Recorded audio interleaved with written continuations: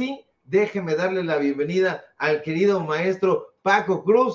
Mi querido Paco, ante estos analistas, híjole, si nosotros venciéramos, sería una victoria pírrica. ¿Cómo lo ves, mi querido Paco?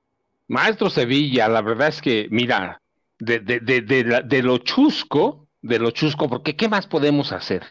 ¿Qué más? Yo, mira, a veces no sé, yo lo digo, no sé si ponerme a reír o a llorar.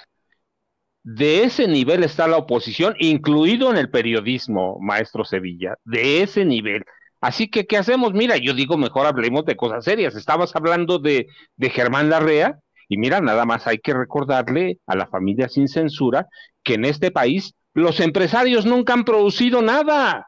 Son depredadores de recursos públicos, viven de las concesiones, de los contratos de gobierno, pero no tenemos empresarios que inventen algo, que sean creadores, que digamos, mira, este empresario, esta persona crea inteligencia computacional, crea ingeniería, nada, todo lo han obtenido a través de los regalos de amigos presidenciales. Podemos ir, mira, hasta hasta 1890, cuando el general Porfirio Díaz entrega las concesiones a familias de Monterrey para abrir algunas empresas, y los empiezan a mimar de todo, pero no crean. Y luego podemos hacer un avance histórico y podemos llegar, mira, con López Portillo, que es el primer presidente que les abre las puertas para que abusen de los impuestos, para que no paguen o para que se les regresen,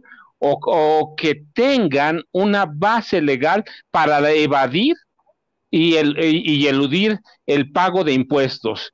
Y llegamos luego, así con López Portillo, llegamos a los sexenios en que, mira, parece que crean, pero no crean, que destruyen más bien. Recuerda, con Miguel de la Madrid, había 20 empresarios regiomontanos que perdían miles de millones de dólares. Miguel de la Madrid llamó a un empleado del Banco de México, ejecutivo era alto ejecutivo del banco, recuerdo su nombre todavía, mira, así como se llama, está vivo todavía, Ernesto Cedillo Ponce de León, maestro Sevilla, y le dice, ¿sabes qué? Mis cuates empresarios están perdiendo miles de millones de pesos, de dólares, discúlpame, de dólares. Créales un programa para salvarlos.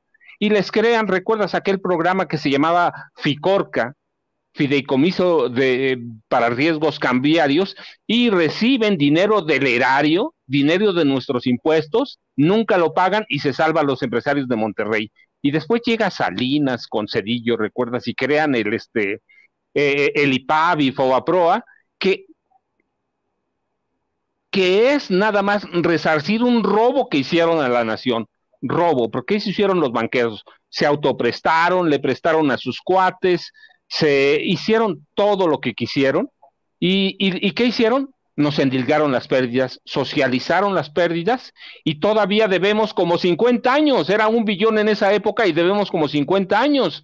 Y luego te acuerdas también, Salinas les dice, bueno, ahí hay dinero para que construyan carreteras, y las construyen con nuestro dinero, no sale del dinero de ellos de nada, y fracasan. ¿Y qué hace Salinas? Les dice, bueno, pues ya perdieron, no importa, mira, tenemos un pueblo que aguanta un buen, podemos pedir dinero, abramos el grifo de la deuda, y les regresan, les reintegran 100,000 millones de pesos en el primer paquete de rescate carretero. Así que esa clase mira, de empresarios tenemos. Hay gente que me dice, oye, no, ¿te vas a Porfirio Díaz? Y ya no tenemos empresarios de esos. Y yo les digo, miren, nada más entren a las actas de Coca-Cola, de FEMSA, y vamos a ver quiénes son los dueños. Eva Gonda Rivera de Garza La Güera, la familia Garza Sada. O sea, son los mismos, no crean, compran franquicias, nos endilgan impuestos, y mira, y recuerda, después podemos ir a Vicente Fox, a Felipe Calderón y a Enrique Peña Nieto, y cada año les regresaban el equivalente a 600,000 millones de pesos, de tal forma que cada 6 años se robaban, aunque claro, era legal, hay que decirlo, se robaban el equivalente a un presupuesto. a un presupuesto actual que es como de 5 billones de pesos, maestro Sevilla. Entonces, ese tipo de empresarios tenemos, ese Legal tipo pero de inmoral, mi querido maestro. legal pero inmoral. Así que ese tipo de empresarios tenemos, maestro Sevilla, que no crean, no son creadores como debe ser un empresario, son vividores del erario. Y por si fuera poco, caminan en una burbuja. Nunca salen de esa burbuja y no han entendido que sus principales clientes somos nosotros. Sí, pueden tener empresas en Europa, en Sudamérica, en Centroamérica, en cualquier lado, pero el día que haya algo, los van a correr. Los corren y ¿a dónde está su central? Aquí, y a nosotros nos tienen bien jodidos.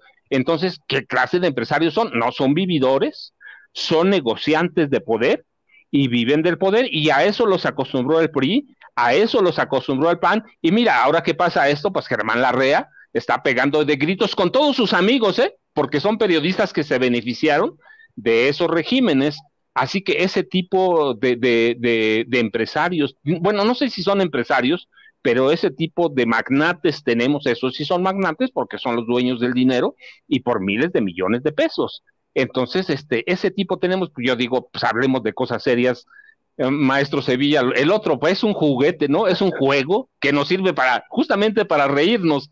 Así que vayamos a cosas serias, maestro Sevilla. Y estos, bueno, pues mira, hay que dejarlos, pues. Mira, yo soy contrario a que desaparezcan. Digo, tiene que haber oposición incluso en el periodismo. Pero así tan pírrica, maestro. No, yo estoy de acuerdo contigo, digo, no, yo digo, tiene que haber oposición, pero con esto, pues es una caricatura, así que, pues dejémoslos que se diviertan un rato como ellos quieren, maestro Sevilla. Nosotros vayamos a las cosas duras, a las cosas serias, a las cosas que le importan en este país, a los temas que verdaderamente nos llevan a algún lugar. Así es, mi querido maestro Paco Cruz, porque este personaje es, como diría el escritor baja californiano Daniel Sada, juguete de nadie. Y bueno, ya que estás planteando un escenario serio, estoy completamente de acuerdo contigo. Y bueno, nos llama la atención y yo quiero preguntarte a propósito de estas 60 órdenes de captura que giró un juez de control contra socios, contra cómplices, contra aliados, nada más ni nada menos que del superpolicía de Felipe Calderón, Genaro García Luna. Y hay dos que te llaman la atención, que es Alexis Winberg Pinto y el padre de este sujeto, que es Mauricio Samuel Winberg López. Y yo quiero que nos cuentes, que le cuentes a la audiencia de Sin Censura, por qué podrían ser estos personajes la punta de hebra para llegar a esta parte, a esta entraña de lo que nos estabas platicando y que nos has venido platicando y develando muy concienzudamente, muy finamente, de la trama, de la enorme trama de corrupción encabezada por Genaro García Luna, o vaya a saber si por el propio Felipe Calderón. Cuéntanos, mi querido maestro, por favor. Mira, maestro Sevilla, la verdad es que son personajes que de pronto pasaron inadvertidos por años. Por años pasaron inadvertidos. Mauricio Samuel es amigo de Genaro García Luna desde 1989. Se conocieron en 89 y ya han venido juntos, pero siempre estuvo invisible. Y eso en 89. Pasaron inadvertidos, fueron invisibles. En 2012, cuando Felipe Calderón Hinojosa y el PAN pierden las elecciones presidenciales, sabe Genaro García Luna que no lo van a contratar. Y empieza a haber una serie de indiscreciones, de filtración de informes, de nombres, y se descubre aquel año 2012, después de las elecciones. Bueno, pues tú sabes, son las elecciones en julio, el cambio es en el 1 de diciembre. Entre esos meses se descubre que personal de altos vuelos de la Secretaría de Seguridad Pública trabajaba en una empresa privada destruyendo documentos.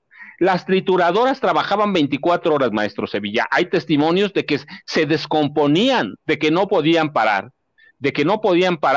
y y operaban, era una oficina privada,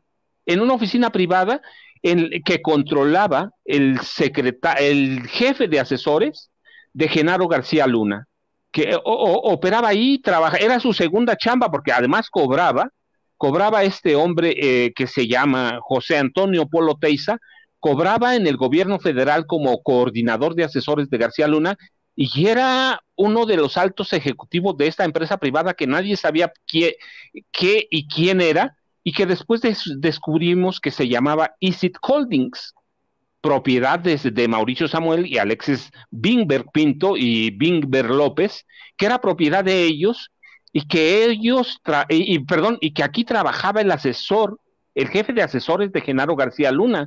¿Qué hace un hombre que es el jefe de asesores trabajando en el gobierno federal y cobrando en Isit Holdings? Y después se fue descubriendo que ellos eran los prestanombres principales de Genaro García Luna, que se iba jalando una madejita de otra, y que Isit Holdings, la empresa de ellos, había recibido contratos multimillonarios del gobierno de Felipe Calderón, y que triangulaban recursos a través ciertamente del sistema bancario mexicano, pero del de Estados Unidos y de Panamá. Y que estos personajes utilizaban a la Secretaría de Seguridad Pública para ganar clientes para áreas de inteligencia, de inteligencia privada, que después le iban a revender información de inteligencia al gobierno mexicano, al gobierno de Enrique Peña Nieto y a los que sucedieran en adelante. ¿Sí? Entonces, nadie los conocía, nadie sabía quién eres. Entonces, ¿quiénes son? Son personajes que llegaron a Genaro García Luna en 89. Fíjate en cuánto tiempo fue armando su trama Genaro García Luna para armar toda esa red de complicidades que llevaron a través de los Bimber López y Pinto hasta el presidente Carlos Salinas de Gortari. Tenían contratos del gobierno de Felipe Calderón para construir cárceles. Sí. Y a Genaro García Luna le gustaba brillar, le gustaba estar en las primeras planas, pero a los Bimber los tenían ocultos, mientras recibían todas las carretadas de dinero del gobierno de Felipe Calderón, y después, hay que decirlo, del gobierno de Enrique Peña Nieto, ¿eh? Si no es que nada más hayan operado en el gobierno de Enrique Peña Nieto, no, de Felipe Calderón. Entonces, ¿y esos Bimberg, maestro, ellos quisieron permanecer ocultos o les pidieron que permanecieran ocultos? Ellos no querían estar en los reflectores. ¿Cómo estuvo eso? No, mira, pues ellos tenían que estar ocultos, estaban moviendo los miles de millones de pesos, ahora sabemos que son más de 5,000 millones de pesos en una parte, en la otra son 745 millones de dólares. Ellos se encargaban de triangular el dinero a través de Panamá, a través de los otros paraísos fiscales en el Caribe, llevar el dinero a Europa, regresarlo a Estados Unidos y luego regresarlo a sus cuentas bancarias. Así que estuvieron levantando a través de Isit Holding un emporio privado que eventualmente, si llegaban a correr a Genaro García Luna, le iba a servir a Genaro García Luna. Así que estuvieron ocultos, pero bueno, ocultos para nosotros. Pero mientras, allá en Miami, en Estados Unidos, estaban levantando un emporio que iba a servir a Genaro García Luna para levantar una empresa de inteligencia que se dedicaría, en resumen, a hacer espionaje. Espionaje para el gobierno federal mexicano, espionaje para los gobiernos locales, pero que iba a controlar Genaro García Luna. Así que los tuvieron desde 89, imagínate, 89 hasta 2012, ocultos. ¿Cuánto dinero se robaron? ¿A cuánto dinero llegó a sus empresas, que son empresas para triangular recursos para Genaro García Luna? Nadie sabe, maestro Sevilla. Por eso digo, ellos son la punta de la madeja para ir descubriendo este enjambre. Mira nada más qué bonito cómo llegas a ello, ¿no? ¿Cómo llegas a ese enjambre? Entonces, ellos se encargaron de ayudarle a Genaro García Luna a destruir documentos oficiales, documentos secretos, cuando el PAN perdió la presidencia en 2012. Así que por eso yo te digo, son son claves, son fundamentos. Claro, también está Linda Cristina Pereira Galvez, no hay que olvidarla. Ella, la esposa de Genaro García Luna, no se veía tanto, pero ella, hay que recordarlo, ella es entre 89 y 92 fue la principal analista de inteligencia de Genaro García Luna. Y posteriormente ella manejaba los dineros que Genaro García Luna iba entregando, triangulando a estas empresas privadas. Es decir, era la mujer de las cuentas, ella sabe a dónde está el dinero, sabe qué hicieron con él, ¿para qué? Para que no se los fueran a transar. Y mira, aquel 2012, por más que destruyeron documentos, ella tiene sus cuentas secretas. Era como, tú sabes, como los mafiosos, ¿qué es eso? Cuando vemos las películas de Al Capone, sabemos que llevaban una doble contabilidad. Pues la contabilidad real la destruyeron. Había testimonios en 2012 que decían, la verdad es que destruimos tantos documentos que se rompió la máquina trituradora, pero Linda Cristina Pereira Galvez llevaba con los Bimber, López y Bimber Pinto, llevaban la doble contabilidad, saben a dónde está todo el dinero de Genaro García Luna, saben qué hicieron con él. Recuerda cuando Genaro García Luna está en Miami, se va a una residencia de ellos. Pues en realidad era una residencia de García Luna, él había hecho el dinero, él lo había sacado del gobierno de Felipe Calderón y de Enrique Peña Nieto, y seguramente del de Vicente Fox, que es el menos estudiado, porque él ya venía con ellos. Y todo esto iba a confluir, la empresa de los Bimber iba a concluir a confluir con algo que se llama GLAC Security Consulting, que es la empresa de Genaro García Luna, la empresa que iba a hacer espionaje, porque mira, el paquete de servicios que ofrecía GLAC eran espionaje ilegal, inteligencia cibernética, seguimiento informático y sus derivaciones, y equipo tecnológico israelí. Así que ellos tienen la punta de la madeja para llegar a una parte de todo este entramado que nos presentaron ayer, y en la noche se da a conocer las órdenes que gira un juez contra Genaro García Luna y contra 60 de sus socios. Entonces, aquí está la punta de la madeja, maestro Sevilla. Y mira, lo que yo digo es, mucha gente se preguntaba, ¿por qué en México no tenemos nada? ¿Por qué tuvieron que ser los estadounidenses los que los jugaran? Y yo digo, tenían razón. Genaro García Luna, cuando perdió el PAN, primero tuvo unos meses para destruir documentos, pero cuando llegó Peña Nieto a la presidencia a partir del 1 de diciembre de 2012, tuvo 6 años para huir, para esconder su dinero, que tú sabes, eso es muy fácil, en Panamá les cobran una cuota del 6 o 10% para desaparecer los dineros, así que tuvo 6 años y algunos meses para esconder dinero, para esconder pruebas y para destruirlas, y para destruir todas las pruebas que lo asocian con Felipe Calderón y con Carlos Salinas de Gortari, maestro Sevilla.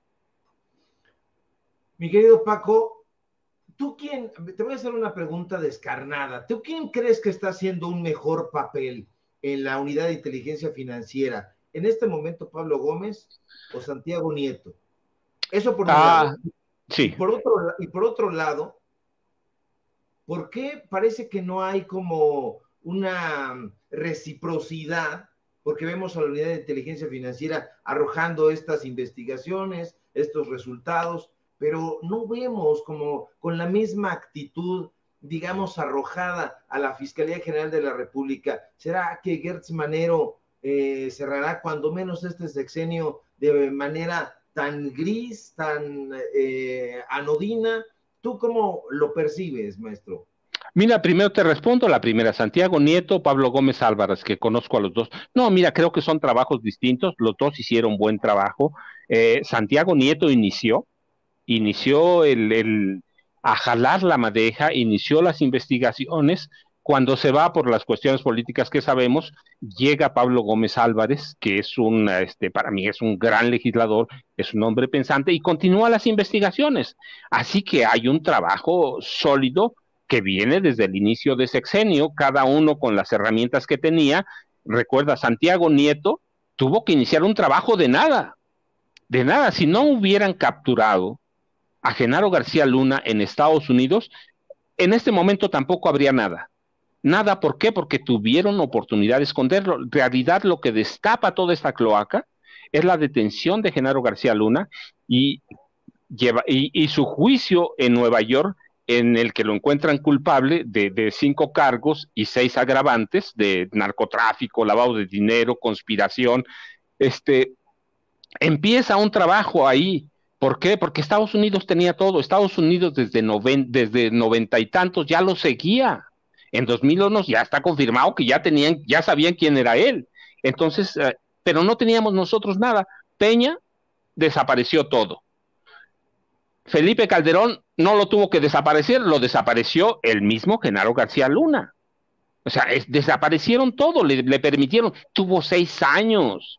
Así que lo que hizo Santiago Nieto es empezar un trabajo de cero, un trabajo de nada, y cuando llega Pablo Gómez, prosigue el trabajo y ya hay más investigaciones, y esto nuevo que sale, que es de la Fiscalía General de la República, es decir, iban por varios puntos, y el caso de la Fiscalía es muy especial. Mira, yo lo he dicho no ahora, Gertz Manero camina no a paso de tortuga, sino en sentido contrario. Es un hombre que tiene muchos intereses, es un hombre que tiene una agenda propia, que no necesariamente va con la agenda, olvídate de la presidencia de la República, eso no cuenta, la agenda de la sociedad.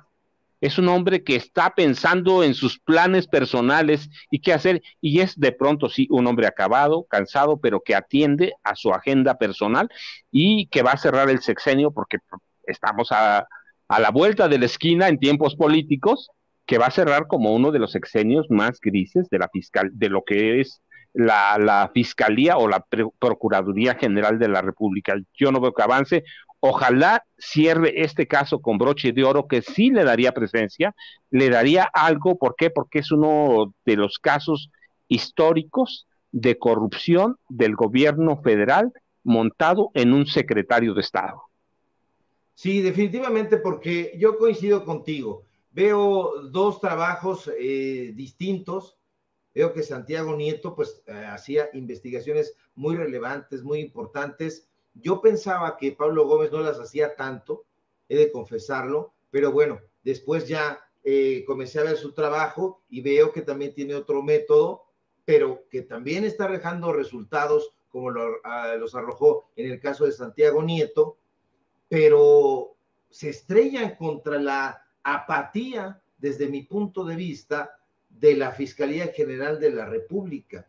Hay como displicencia, no se logran, o sea, yo veo todas estas investigaciones, me parecen excelentes informaciones, algo que devela, por lo menos periodísticamente, buena parte de la trama, de la gran trama de corrupción que ha existido en este país, y se complementan desde el trabajo que hizo Santiago Nieto a esto que está haciendo Pablo Gómez, pero se estrellan contra la inapetencia, la indolencia, la desidia de la Fiscalía General de la República. Está muy, muy gris ese asunto.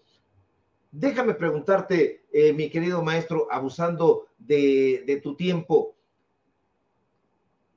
¿cómo ves a la Suprema Corte de Justicia de la Nación? ¿Cómo ves estas sonrisas que parecieran sarcásticas, sardónicas, una burla? Yo lo veo de esa manera, pero te lo quiero dejar a ti, a la reflexión. ¿Cómo ves a estos personajes? Hoy mismo, si me permites compartir, pues están ya algunas personas pues afuera de la Suprema Corte de Justicia de la Nación, y bueno, pues van a pedir la renuncia de Norma Piña, y bueno, pues hay gente ahí que está solicitando esto, pues es gente que no está siendo convocada por absolutamente nadie. A ver si tenemos por ahí las imágenes, mi querido don David, de gente que se va reuniendo. Ya es como algo muy cotidiano, que vayan, les pongan ahí algunos mensajes. Definitivamente ha habido un protagonismo de Norma Piña, pero un protagonismo que parece sardónico, que parece satírico, que parece una burla. Ya no digamos al gobierno de la Cuarta Transformación. Hoy dice el presidente López Obrador, hemos perdido a la Corte, pero ¿qué panorama tienes tú, Paco?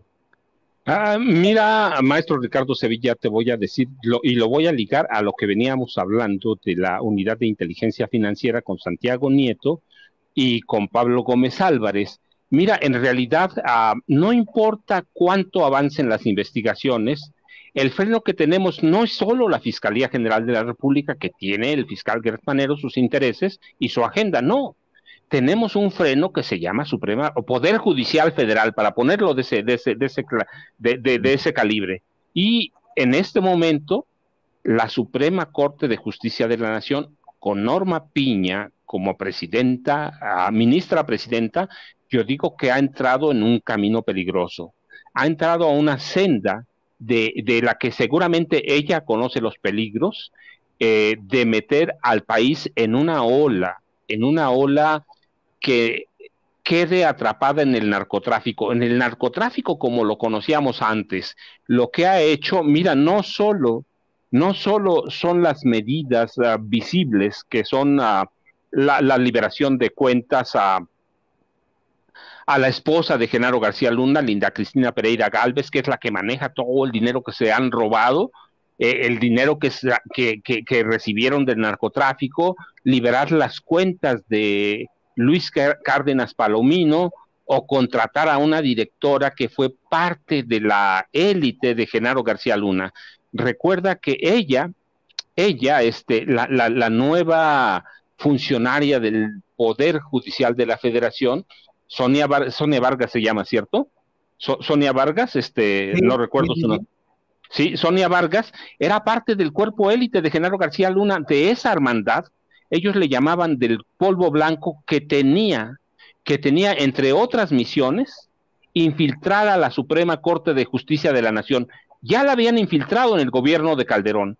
Recuerda, cuando antes de terminar el gobierno de Felipe Calderón, Felipe Calderón, por consejo de Genaro García Luna y presión de Genaro García Luna, logran que la Suprema Corte de Justicia de la Nación libere a David Gerardo Garay Cadena, que era uno de los hombres más cercanos a Genaro García Luna y que le ayudaba en parte de esa hermandad, que ciertamente manejaba el polvo de la cocaína, polvo de heroína, pero que manejaba la infiltración a la Suprema Corte de Justicia de la Nación. Y ese es el primer caso a donde se ve la mano clara de Genaro García Luna a través del presidente Felipe Calderón, hoy a través de una nueva funcionaria del cuerpo élite de Genaro García Luna.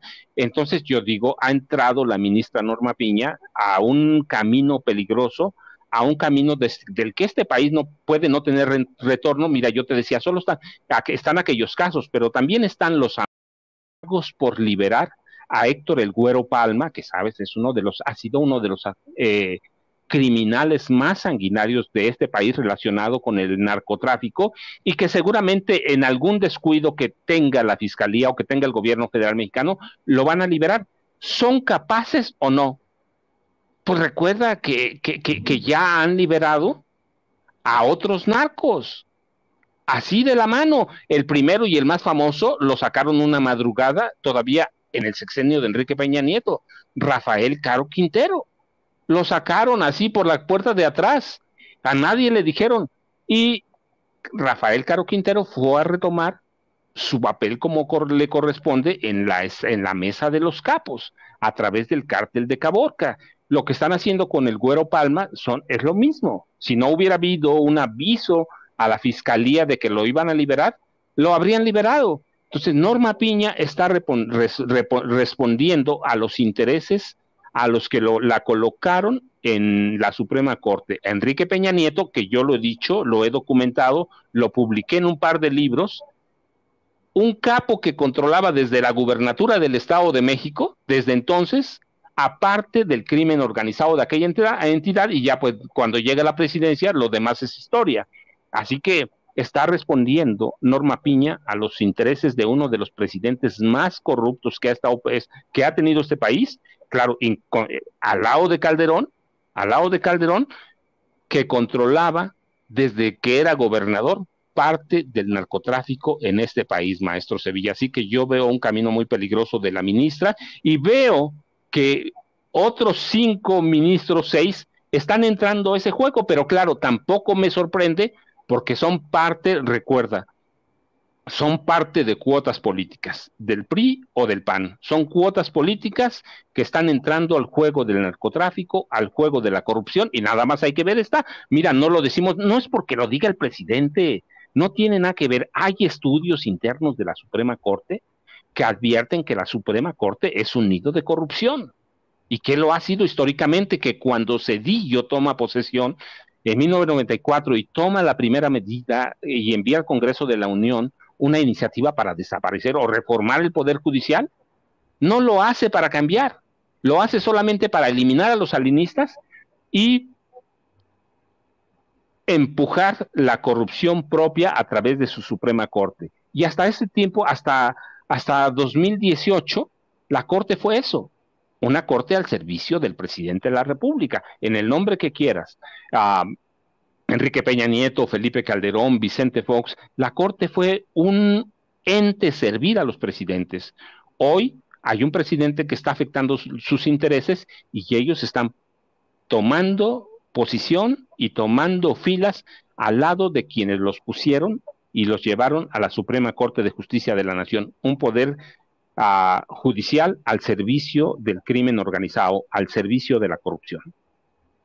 Pues, mi querido Paco, yo te agradezco muchísimo estos análisis siempre concienzudos, siempre con una gran carga histórica. Nos revelas muchísimos datos que hay que procesar. Y bueno, pues vamos a seguir pendientes de tus reflexiones. Dinos, por favor, dónde te sigue la gente para continuar atenta a tus reflexiones, querido maestro.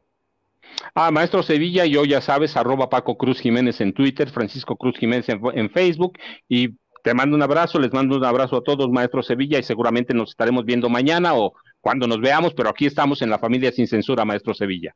Claro que sí, querido maestro Paco Cruz, un fuerte abrazo de regreso. Gracias, igual.